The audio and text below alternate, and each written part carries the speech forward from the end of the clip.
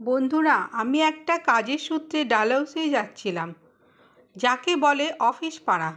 ডালহৌসি মোড় থেকে হেঁটে লালবাজারের দিকে যাচ্ছিলাম। হঠাৎ যেতে যেতে আমার চোখে পড়ল, ওই দূরে দেখা যাচ্ছে কলকাতার জিপিও।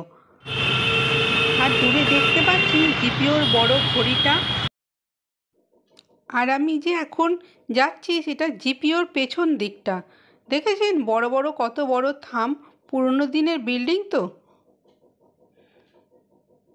আর ওপর দিকে তাকিয়ে দেখুন, দেখতে কত ভালো লাগছে, তাই না?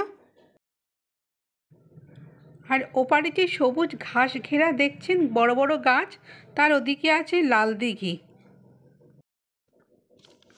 আর একটু এগোতেই আমি দেখতে পেলাম আরবিআই।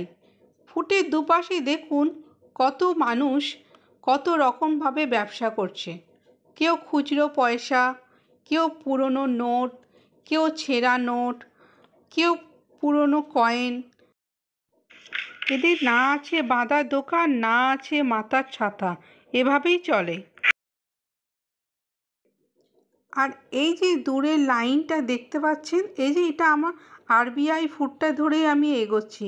এখানে দেখতে পাবেন দূরে অনেক বড় একটা লাইন, কত মহিলা দাঁড়িয়ে আছে এখানে এই পুরনো নোট চেঞ্জ করার, পাল্টাবার নোট। আমি যে রাস্তাটা দিয়ে এখন হাঁটছি, এটা হচ্ছে মিনি বাস স্ট্যান্ড ছিল, বিবাদীবাগ মিনি বাস স্ট্যান্ড। আর এখান দিয়ে এখন আগে ট্রামও যেত, এখন হয়ে গেছে মেট্রো স্টেশন। দেখুন বাঁদিকে ডান দিকে দুদিকে মেট্রো স্টেশন আছে। এই মেট্রো স্টেশনের নাম হচ্ছে মহাকারণ মেট্রো স্টেশন। আর আপনি এই মেট্রো করে একদম সোজা হাওড়ায় চলে যাবেন। আর ওই দিকে দেখছেন বাঁদিকে দূরে মেট্রো স্টেশন।